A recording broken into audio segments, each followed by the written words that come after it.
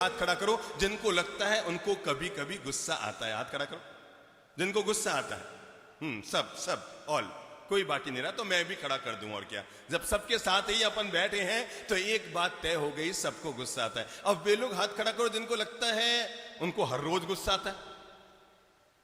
इतनी बड़ी तादाद है, हर रोज गुस्सा करते हैं आप लोग, इतनी बड़ी तादाद हो गई। वे लोग हाथ खड़ा करो जिनको लगता है सप्ताह में एक बार तो उनको आ ही जाता है। कौन कौन लोग हैं? और वे लोग कौन है जिनको लगता है कि महीने में एक बार उनको आ जाता है?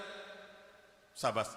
अब ईमानदारी से वे लोग हाथ खड़ा करो जिनको लगता है हर 2-4 घंटे में एक बार तो गुस्सा आ ही जाता है। कितने लोग? सारे लोग। मैं समझता हूं ये जब आम बीमारी हो गई है, किसी ने रोज में हाथ खड़ा किया, किसी ने सप्ताह में हाथ खड़ा किया, किसी ने घंटे में हाथ खड़ा किया, तो एक बात तय हो गई, गुस्सा हम सबको थोड़ा या ज्यादा आता है। अब वे लोग हाथ खड़ो जिनको लगता है गुस्सा करने का लाभ होता है।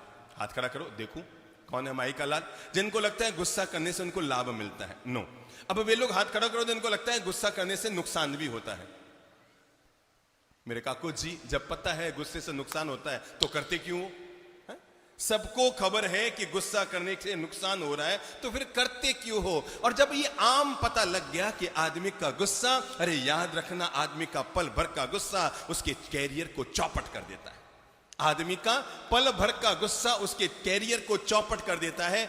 अरे कोई 24 घंटा भोजन करके शरीर में जो ताकत पाता है, 4 मिनट का गुस्सा उस भोजन की ताकत को खत्म कर देता है। जिन रिश्तों को बनाने में 12 साल लगते हैं, 12 मिनट का गुस्सा उन रिश्तों पर पानी फेर देता है। जिस मिठास को घोलने में पूरी जिंदगी भर तक सेक्रीफाइस करना पड़ता है, आदमी का 2 मिनट का गुस्सा उस सारे सेक्रीफाइस पर पानी फेर देता है। 30 दिन तक मासिक चमन की तपस्या करके व्यक्ति ने साधना की, लेकिन 2 मिनट का गुस्सा 30 दिन के मासिक चमन पे पानी फेर देता है। 40 साल तक किसी ने संयम जीवन का पालन किया, पर अगर गुस्से को न छोड़ पाया तो संयम जीवन उसे परिणाम नहीं दे पाता है। आदमी का गुस्सा,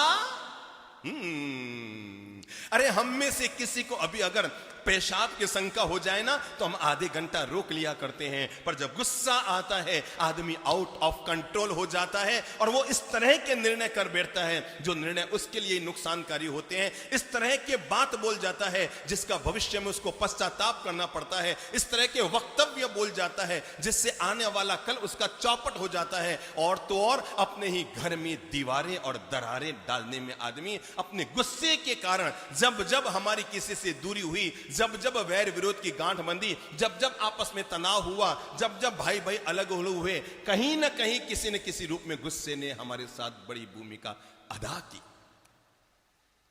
क्रोध का अंत आओ करें तुरंत। और अगर क्रोध का अंत तुरंत करना है तो अपनी बात को आगे बढ़ाने से पहले क्रोध के अंत के लिए 2 छोटे छोटे मंत्र आपको दे रहा हूं और इन्हीं मंत्रों के आधार पर बात को आगे बढ़ा रहा हूं। और पहला मंत्र है, अगर गुस्सा आए तो थोड़ा रुक जाइए। बोल लो, अगर गुस्सा आए तो थोड़ा, एक और सब बोलो, कोई बाकी न रह जाए। माताओं जो सामयिक में बैठी है वो भी बोल लो, क्योंकि सामयिक करने से पहले जरूरी है गुस्से को नियंत्रण करना। और अगर सामयिक करके भी गुस्सा कर लिया तो धूल धानी रात छानी हो जाती है। तो एक और सब बोल लो, अगर क्रोध को जीतना चाहते हो तो पहला काम, क्रोध आए तो थोड़ा सा रुक जाइए। क्या कहा मैंने? क्रोध आए तो थोड़ा सा रुक जाइए। जिनको थोड़ा गुस्सा ज्यादा आता है वो तो बोल ही लो, रह ना जाए, क्योंकि फिर मौका न मिलेगा अपने आप को सुधारने का। याद रखना, दुनिया में सिर्फ और सिर्फ आप खुद हैं जो अपने आप को सुधार सकते हैं। और जब हम अपने आप को मोटिवेट करते हैं, मैं अपनी जीवन की चूक को ठीक करता हूं, अरे मेरे भाई, हर चीज का परिणाम लौट कर आता है। हम जब जब गुस्सा करते हैं, केवल इतना सा याद रखा करो, भगवान श्री महावीर के श्री चरणों में जिस चंड कौशिक सांप ने डंक मारा था, इतना याद करो वो पिछले जन्म में कौन था? कौन बताएगा? कौन बताएगा? बोलो बोलो बोलो बोलो, हाँ बोलो बहन, कौन था? हैं? साधु था, है ना? कल्पना कीजिए, भगवान महावीर के श्री चरण में जिस चंड कौशिक सांप ने डंक मारा, जिस चंड कौशिक सांप ने भगवान महावीर के श्री चरणों में डंक मारा, कल्पना यह कीजिए कि वो पिछले जन्म में साधु था, पंच महाव्रत सारू। और पंच महाव्रत धारी नहीं, तपस्वी साधु था। कौन सा साधु? तपस्वी साधु था। और कहते हैं जिस दिन उस मुनि का स्वर्गवास हुआ और मरने के बाद वो मुनि चंड कौशिक सांप बने थे, सच्चाई ये है उस दिन उनके 30 उपवास का पारणा था। क्या आप सोच सकते हैं एक संत मरकर सांप बने? सोच सकते हैं कि एक संत मरकर बिच्छू बनेगा? सोच सकते हैं कि एक मासक्यमण की तपस्या करने वाला व्यक्ति मरकर चंड कौशिक सांप बनेगा? आप कल्पना भी कर सकते हैं, पर यह संभव है आपके गुस्से के कारण। और क्यों संभव हुआ? मुनि के मासक्यमण का पालना, शिष्य को साथ लेकर पालने के लिए आहार लेने निकले। शिष्य ने देखा गुरु के पांव के नीचे एक मेंढक आया, मर गया।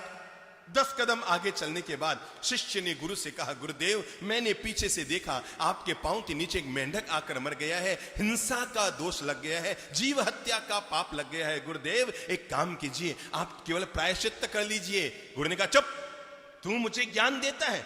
तू मुझे बताता है मैं प्रायश्चित कर? चुप। सेला चुप हो गया। दोपहर में फिर जब पड़लीहन कर रहे थे तो शिष्य के मुंह से फिर निकल गया, गुरुदेव मैंने आंख से देखा था आपके पांव के नीचे मेंढक मर गया, आपको पता न लगा। गुरुदेव प्रायश्चित कर लो, कहीं आपको दोष लगा न रह जाए। शिष्य ने फिर गुरु को डांट दिया, चेला भी मेरे जैसा रहा होगा रात को प्रतिक्रमण के समय।